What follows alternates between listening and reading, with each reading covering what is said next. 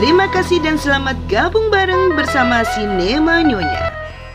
Film yang Nyonya rangkum kali ini dirilis di tahun 2005 guys. Dan filmnya sangat populer dengan judul Fight Plan. Disutradarai oleh Robert Schwenke dan diperankan oleh salah satu aktris idola saya, yaitu Jodie Foster yang memainkan peran sebagai Kyle Pratt. Sajian Nyonya berupa konten full spoiler. So, kalau ingin kepuasan tersendiri, Nyonya sarankan Anda sempatkan menontonnya secara penuh agar Anda tak ketinggalan keseruan ceritanya. Film ini menampilkan adegan yang cukup menegangkan yang terjadi di atas awan, di sebuah pesawat yang didesain sendiri oleh wanita sekaligus seorang ibu yang bernama Kyle Pratt, karena memang dia adalah seorang insinyur penerbangan. Di pesawat itulah terjadi tragedi yang hampir merenggut nyawa putrinya. Sebagai seorang janda, dia bahkan harus sendirian berjuang menyelamatkan putrinya itu, tanpa satu orang pun yang mempercayainya, bahkan tak satu orang pun yang bisa ia percaya. Bagaimana kelanjutannya? Yuk kita tengok bersama rangkum filmnya. Sinema Nyonya siap beraksi.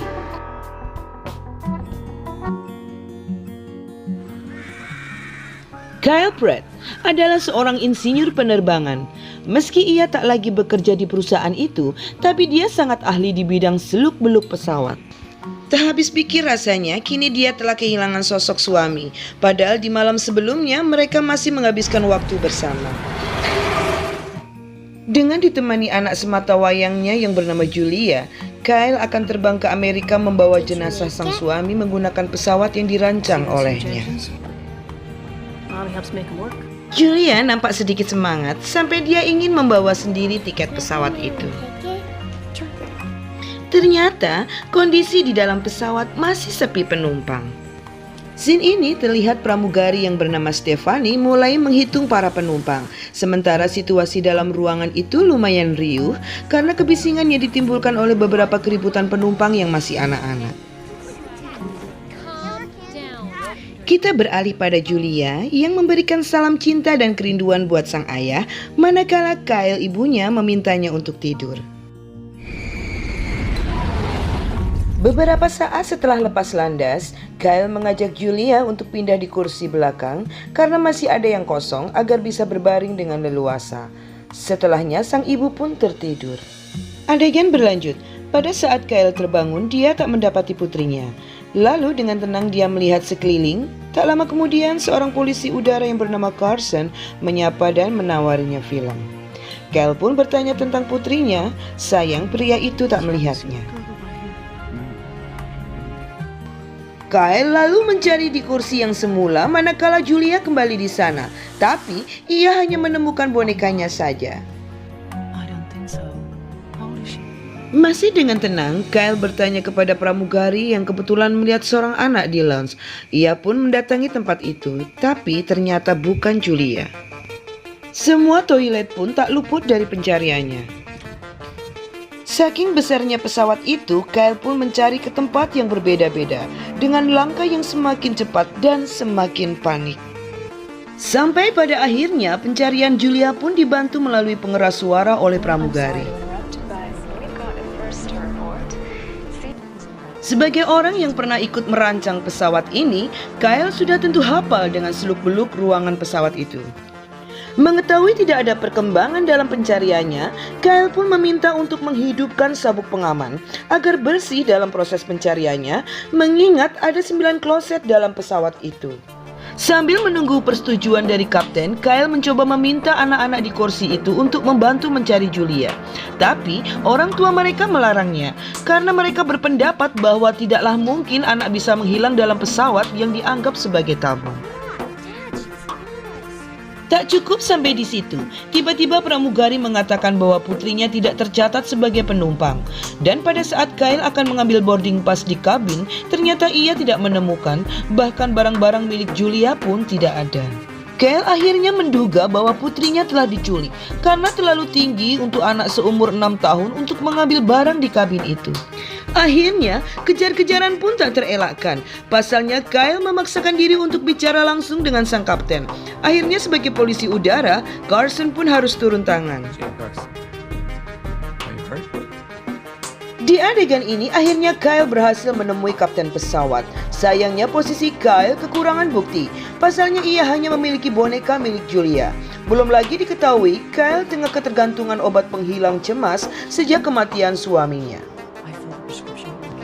Beruntung, kemampuan Kyle di bidang hukum penerbangan pun tak sia-sia, hingga ia berhasil membuat kapten mengikuti permintaan Kyle untuk menghidupkan sabuk pengaman penumpang. Sabuk pengaman pun diaktifkan. Beberapa di antara kru nampak kesal kepada Kyle, bahkan Carson yang menganggap kehadiran Julia hanya hayalannya. Banyak penumpang pun dibuat resah karena aktivitas mereka terganggu. Tapi Kyle tetap yakin dan menggunakan kesempatan itu dengan sebaik-baiknya. Pencarian pun dilakukan. Beberapa kru nampak tak serius dalam menanggapi dan berupaya mencari. Kyle pun tak segan-segan beri kritik pedas kepada mereka. Tiba-tiba langkah Kyle terhenti pada penumpang dari Arab. Kyle merasa orang itu pernah mengawasinya, tapi kecurigaan Kyle tak memiliki cukup bukti dan alasan. Adegan selanjutnya terjadi perdebatan sengit manakala Kyle meminta izin kapten untuk memeriksa kargo karena ada jalan menuju ke sana dan itu dilakukan orang dewasa yang menculik Julia. Sementara kapten meragukannya, pasalnya seluruh penumpang ada di kursinya karena diaktifkannya sabuk pengaman. Tapi Julia menilai data manifest tak akurat. Tetap saja kapten tak memberinya izin, apalagi untuk wanita delusional yang mencari anaknya, yang mana seluruh penumpang tidak mempercayai keberadaannya. Lalu Carson mencoba menengahinya dan mengusulkan agar kapten memberinya izin untuk mengawal Kyle dalam memeriksa kargo. Tetap saja dengan tegas kapten melarangnya karena ia bertanggung jawab kepada seluruh penumpang dan hal itu sangat berbahaya manakala terjadi turbulensi. Akhirnya sang kapten memutuskan akan meneruskan pencarian di kabin atas lalu mengutus dua krunya di ruang kargo. Meski Kyle meragukannya, kapten siap dikritik manakala telah landing. Scene selanjutnya, saat itu juga Kyle tiba-tiba mengingat sesuatu dan bergegas menuju dua orang penumpang dari Arab. Kyle memaksa mereka untuk mengakui bahwasannya mereka memang telah mengawasi Kyle dan Julia di kamarnya sebelumnya. Keyakinan dan kehebohan Kyle hampir saja membuat dua orang itu ditahan. Tapi akhirnya urung manakala dua orang itu mampu memberikan bukti keberadaan mereka di Hotel Hilton di waktu yang dituduhkan Kyle. Kedua penumpang yang telah dibuat malu tak ayal tetap mendapatkan bogem mentah dari Kyle yang tetap tak percaya dengan bukti yang mereka tunjukkan. Beruntung, tontonan itu berhasil dihentikan oleh Carson. Adegan selanjutnya, Kyle kembali membuat gempar manakala kapten membebaskan para penumpang. Kyle pun berlari menuju sang kapten yang kebetulan ia pun ingin menemui Kyle. Kyle yang ngotot minta penjelasan memaksa kapten untuk bicara saat itu juga, bahwasanya ia barusan diberi kabar bahwa Julia sebenarnya telah meninggal. Lalu, kapten memberikan surat kematian dari rumah sakit di mana suaminya dinyatakan meninggal. Rupanya, putrinya pun juga dinyatakan meninggal. Kyle yang mendengar pun menyangkal karena dia yakin Julia tidak ikut di taman di mana suaminya terjatuh. Saat itu juga, Kyle pun dibuat bingung dengan fakta ini. Dan kini, segala sanggahannya pun tak diterima oleh kapten. Dan pada saat kapten menyuruh Carson untuk mengantar ke tempat duduknya, tiba-tiba Kyle mencoba berlari. Tapi sayang usahanya gagal karena ia keburu dibanting oleh penumpang dari Arab sebagai kesempatan melepaskan kekesalannya. Scene berlanjut. Setelah terbangun dari pingsannya, di sebelah Kyle telah duduk seorang wanita yang mengaku sebagai terapis psikiater yang ingin membantu menerapi kejiwaan Kyle.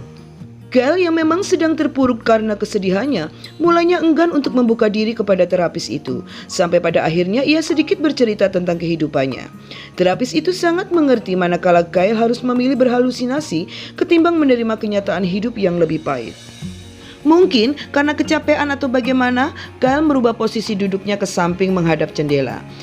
Ternyata ada bekas gambar tangan Julia. Seketika itu juga harapan dan semangatnya bangun kembali dan semakin yakin. Bodoh amat dengan sang terapis yang masih berceloteh. Dia bertekad berjuang sendiri karena tak ada satu orang pun yang bakal mempercayainya dan tak seorang pun yang bisa dia percaya. Strategi selanjutnya, Kyle berpura-pura ingin ke kamar mandi dan terapis itu menganggapnya aman untuk melepaskan borgol manakala Carson bertanya. Scene selanjutnya, sesampainya di toilet, Kyle langsung memanfaatkan waktunya untuk memanjat dan masuk ke dalam ruang kontrol. Tapi aksinya sedikit terhambat manakala Carson memanggilnya. Tapi bukan Kyle namanya kalau tidak gercep mengelabungnya. Hey, I'll be right out. Lalu dengan cepat, Kyle kembali melanjutkan aksinya hingga menimbulkan kepanikan penumpang saat Kyle dengan sengaja menancapkan pengontrol alat bantu nafas dan pelampu. Tak cukup dengan itu, Kyle pun sengaja mematikan lampu di ruangan penumpang. Jelas saja situasi horor ini membuat para penumpang semakin ketakutan. Bahkan terjadi perkelahian di antara mereka. Kejanggalan ini tak urung membuat Kapten turun tangan dan langsung tahu sumber penyebabnya, yaitu Kyle, satu-satunya yang memiliki kemampuan melakukan semua ini. Kapten pun meminta Carson untuk segera menangkap Kyle dan tak perlu memakai masker karena pesawat tidak sedang kehilangan tekanan. Di scene ini nampak Kyle tengah memanfaatkan situasi yang dibuatnya untuk mencari Julia di ruangan kargo. Kyle pun sempat menduga putrinya disembunyikan di peti mati sang suami. Lalu dengan cepat ia buka peti mati itu dan ternyata Julia tetap tak ditemukan. Hingga akhirnya ia pun menangis di depan jenazah suaminya. Di saat yang sama, tanpa Kyle sadari, Carson telah berdiri di belakangnya. Kyle pun tidak mampu lagi untuk kabur. Kyle memelas, minta diberi kesempatan untuk mencari di ruang avionik, tapi Carson menolaknya. Ia pun memberitahukan bahwasanya pesawat akan melakukan pendaratan akibat ulah Kyle. Carson pun memastikan Kyle akan ditahan setelah pendaratan. Prosedur pendaratan yang tiba-tiba itu jelas merugikan kurang lebih 400 penumpang di dalamnya. Akibatnya, Kyle disambut dengan tepuk tangan nyinyir dan pandangan tak bersahabat dari mereka. Sesampainya di kursi, Kyle masih memelas kepada Carson untuk melepaskan borgolnya karena ia harus menyelamatkan putrinya setelah pendaratan itu. Tiba-tiba, Carson memanggil pramugari yang bernama Stephanie untuk menggantikannya sebentar menjaga Kyle. Di scene ini kita akan tahu guys, siapa penjahat yang sesungguhnya. Dialah Carson sebagai dalang yang menyebabkan semua ini terjadi. Nampak di sini, dia sangat hati-hati memanfaatkan otoritasnya sebagai polisi udara. Terlihat Carson hendak pergi ke suatu tempat. Ternyata tempat yang didatangi adalah peti mati David yang tanpa Kyle sadari di dalamnya tersimpan beberapa peledak yang kini oleh pria itu ia pindahkan di lokasi keberadaan Julia yang ternyata memang telah dia culik. Sementara kini Carson yang memegang detonator yang sewaktu-waktu bisa meledakkan pesawat itu. Di scene ini saya perlihatkan pula di mana kekejian Carson tak berhenti sampai di situ. Ia pun lalu memfitnah bahwa Kyle bekerja sama dengan beberapa orang di dalam pesawat yang tak ingin disebutkan dan tak mau diajak kompromi, bahkan dengan kapten sekalipun, bahwa mereka meminta tebusan sebesar $50 juta yang kalau tidak ditransfer sekarang maka pesawat akan diledakkan. Jadi di mata kapten, pencarian Julia oleh Kyle hanya dianggap sebagai kedok. Dan Carson yang sok jadi pahlawan mengusulkan agar kapten segera saja mentransfer demi keselamatan kru dan penumpang. Lalu mereka berencana menjebak dan menangkap Kyle pada saat mendarat. Adegan selanjutnya menunjukkan keterlibatan pramugari Stephanie dalam aksi kejahatan Carson. Nampak di sini kegelisahan Stephanie yang merasa telah dicurigai oleh Kyle. Tapi Carson meyakinkannya dengan tegas bahwasanya semua telah berjalan lancar.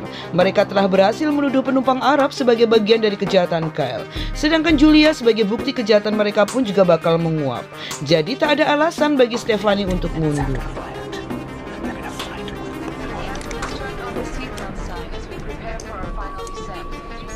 Scene berlanjut dengan pemberitahuan pramugari bahwa pesawat akan landing. Penumpang yang kecewa pun penasaran dengan lokasi pendaratan itu. Sementara Carson yang mulai puas karena kedoknya yang masih aman serta uang yang telah berhasil diraihnya, kini dengan tenang mulai melanjutkan tipuannya kepada Kyle.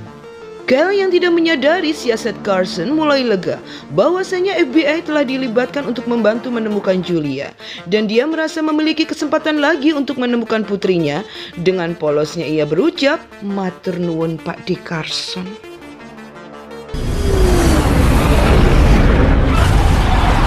Scene berlanjut dengan pesawat yang gak bakal lanjut. Palingan kalau diservis dulu, akibat akan terjadi ledakan di bagian muka pesawat, guys. Ceritanya gini guys, kali itu tiba-tiba berlari menemui kapten dan meminta agar meninggalkan barang pesawat seperti box makan dan sejenisnya. Tapi Kyle kecewa manakala sang kapten dengan dingin menolaknya. Kegigihan Kyle akhirnya berhasil menguak misteri manakala kapten menjelaskan bahwa ia telah mentransfer uang di rekeningnya dan menuduh pencarian putrinya hanya kebohongan semata. Disitulah Kyle merasa ada kejanggalan dan merasa dirinya telah dijebak. Dan dugaannya 100% benar manakala Kyle melihat gelagat dan gerak-gerik Carson. Lalu ia meminta Carson untuk kembali masuk ke dalam pesawat. Disitulah Kyle menyadari Julia dalam bahaya sebab Carson memegang detonator peledak di tangannya. Kini hanya tinggal mereka berdua saja di dalam pesawat. Setelah berhasil mengamankan senjata milik Carson kepada kapten, tanpa banyak cincong, Kyle langsung memukul Carson dengan tabung, lantas gantian memborgolnya. Setelah Kyle berhasil mengambil detonator dari saku milik Carson, Kyle masih berbaik hati untuk bertanya keberadaan putrinya. Dan ternyata, nun jauh di sana nampaklah Stephanie Bak Pragawati menghampirinya. Di saat yang sama rupanya si licik Carson masih menyimpan senjata di kakinya dan menembakkan borgol di tangannya. Kyle pun mending berlari nyari Julia dan beruntung selalu lolos dari tembakan Carson.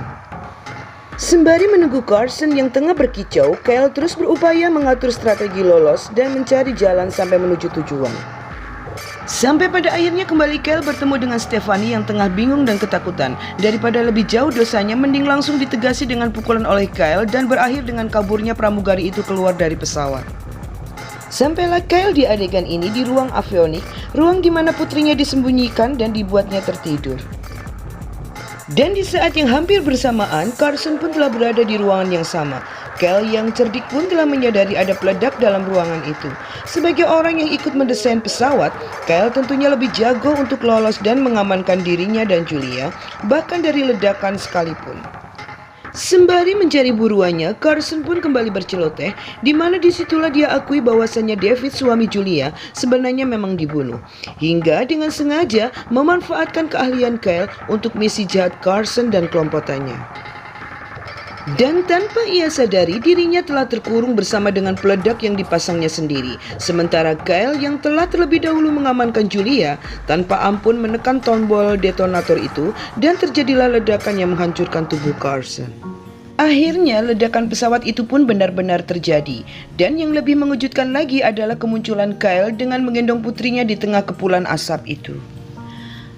Aksi heroik itu jelas mengundang perhatian, decak kagum, terharu, sekaligus menampar bagi yang selama ini menganggapnya halu.